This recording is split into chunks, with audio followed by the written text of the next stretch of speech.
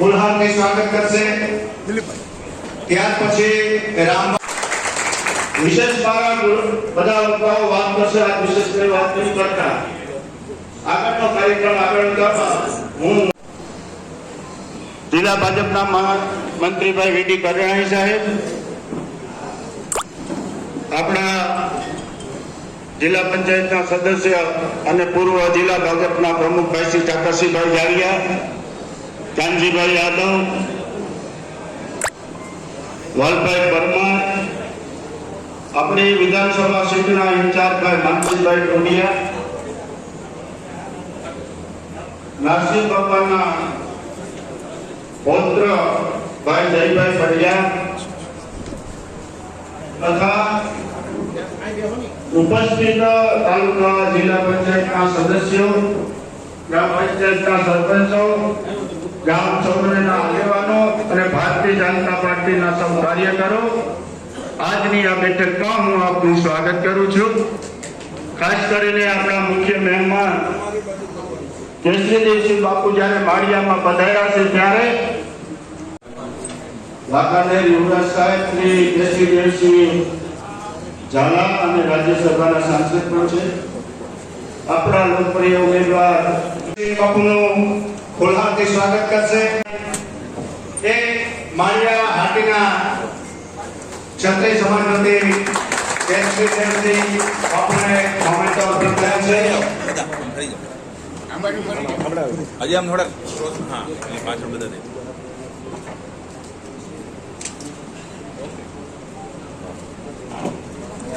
राजेश भाई हाँ मली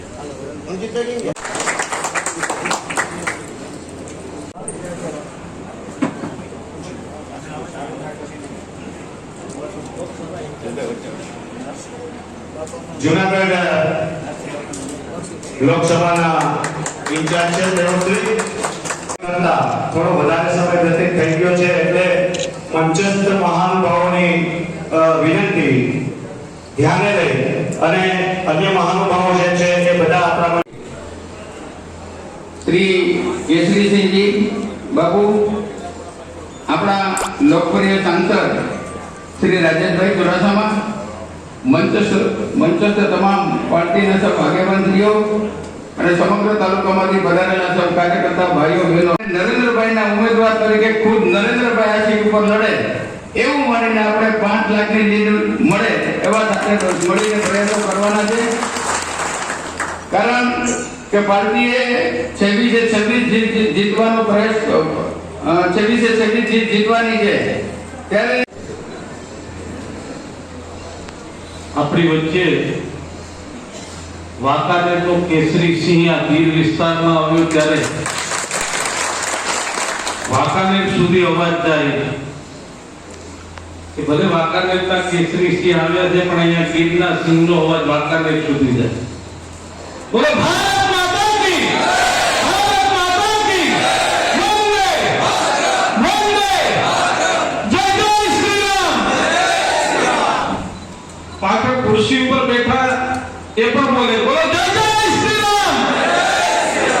धन्यवाद। प्रभारी जयभाई पटिया, मंच पर उपस्थित सब आगेवानों, आप सब वडीलों, युवा दोस्तों, कार्यकर्ता भाइयों, क्षत्रिय हाटी समाज, कारणिया राजपूत समाज ये मोटा प्रमाण में वस्ती आ विस्तारनी અને તમે અહીંયા આવ્યા છો મેં તમને થોડા સમય પહેલા જ કીધું હતું કે તમારે માળિયા અમારા વિસ્તારમાં પ્રવાસ કરવો પડશે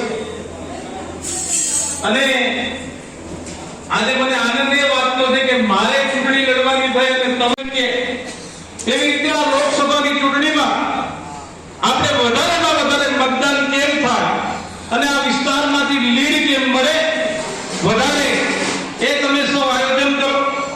કારણ કે દેશના પ્રધાનમંત્રી આદરણીય આજના કાર્યક્રમમાં ઉપસ્થિત મંચસ્થ વિરાજમાન આપણે જમનાથ સાંઈબડા એવા જૂનાગઢનું પ્રતિનિધિત્વ દિલ્હીમાં 2 ટર્મ સુધી જેમને કર્યું અને ત્રીજા ટર્મ માટે જે તૈયારી કરી રહ્યા છે એવા આપણા રાજેશભાઈ ચુડાસમા સાહેબ આ વિસ્તારના ધરતી સાથે ની મુલાકાતનો એક દિવસ કાર્યક્રમ ગોઠવાયો. ત્યારે આપણે ચર્ચા કરતા અને આજે જોવાનો જોગ એમની સંસદ સભ્યની ચૂંટણીના દરમિયાન જ્યારે આપ સૌનો અહીંયા મુલાકાત કરવાનો અવસર રહ્યો છે. આપણે જે સૌથી પહેલા સન્માન સન્માનથી અમને અહીંયા ઉપસ્થિત કરવાનો મોકો મળ્યો છે એ બદલ હું આખી ટીમ અહીંયા ઉપસ્થિત છે અને તમામ માળીવાસીઓનો હું આભાર વ્યક્ત કરું. મિત્રો 24 ની ચૂંટણી હવે અંતિમ તબક્કામાં રહ્યા છે. 7 દિવસ 8મા દિવસે મતદાન થશે. આ કેન્દ્રની સરકારની ચૂંટણી આ કોઈ સ્થાનિક સ્વરાજની ચૂંટણી નથી. સ્થાનિક વિસ્તારના પ્રશ્નો સ્થાનિક વિસ્તારના વાદવિવાદ અમને ખબર છે કે સૌથી કઠિન ચૂંટણી હોય ને તો એ ગ્રામ પંચાયતની ચૂંટણી હોય. એટલી ઈ ચૂંટણી જે ટકા પૂરતી જાય એ 5-5 વર્ષ સુધી આ ગામ બંધ કરતું હોય. આ ઈ કોઈ પ્રકારની ચૂંટણી નથી.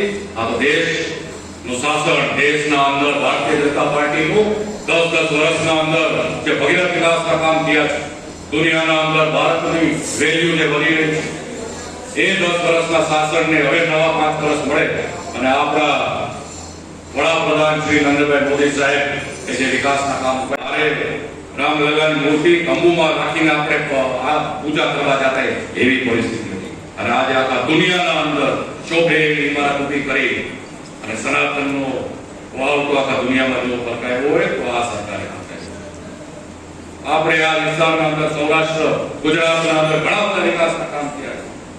પણ સૌરાષ્ટ્ર વાસીઓને તો એક જ મુદ્દો, પહેલા દિવસનો મુદ્દો હું આજીવન યાદ કરાવતો રહીશ.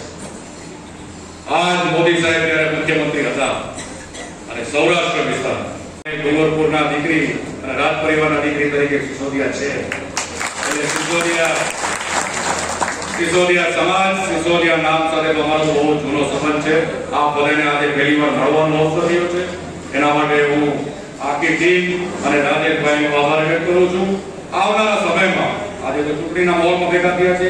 આવનારા સમયમાં એક ક્ષત્રિય સમાજના દીકરા તરીકે સમાજને ગમે ત્યારે કોઈ પણ રીતે ક્યાંય પણ મારી જરૂર પડે તો હર હંમેશ હું આપણા સાથે જ છું અને આપણા સાથે રહીશ. ફરી એકવાર જો આપ મારી બધી વાત સાથે સહમત હો તો એક છેલ્લી અરદાસ કરો કે જે અમે દિલ્હી સુધી પહોંચાડી શકી કે જૂનાગઢમાંથી આપનો રાજેશભાઈનો કમળ મોદી સાહેબ આવે છે અને આખા જૂનાગઢમાંથી સૌથી વધારે લીડ અમારો માળિયા દેશે. જો આ વાત સાથે આપ સહમત હો તો મને હાથ ઉપર કરી ફેંક પાછળ સુધી બોલો ભારત માતા કી વંદે જય જય શ્રી રામ. આભાર. તો આભાર કેસરી દેવસિંહજીનો. આપણો કાર્યક્રમ કારોબારી ચેરમેન શ્રી દિલીપભાઈ સિસોદિયા પણ કેસરી દેવસિંહ સાહેબનું સ્વાગત કરશે.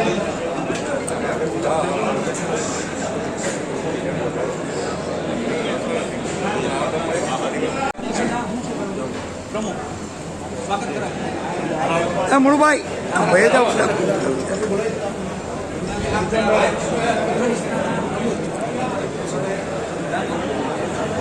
જુનાગઢ જિલ્લાના કરણી સેનાના પ્રમુખ મહિપતભાઈ કામરાપણ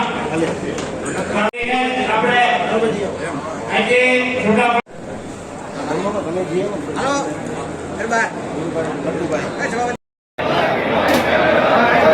આજે આપણે જૂનાગઢ સંસદ સભ્ય વિસ્તારના અંદર આપણા ઉમેદવાર એવા રાજેશભાઈ ચુડાસમા સાહેબના માળિયા મુકામના આ સભાના અંદર આપણે ઉપસ્થિત રહ્યા. માળિયા વિસ્તાર અને ખાસ કરીને ક્ષત્રિય સમાજની હાજરીમાં આજનો આ કાર્યક્રમ યોજવામાં આવ્યો. ભારતીય જનતા પાર્ટી એમના સાથે જોડાયેલો ક્ષત્રિય સમાજ એ આવનારા સમયના અંદર આ વિસ્તારના અંદર રાજેશભાઈ ચુડાસમા સાહેબને જંગી બહુમતીથી અહીંયા લીડ આપવાની ખાતરી સાથે આ કાર્યક્રમ અહીંયા માળિયા મુકામે યોજવામાં આવ્યા.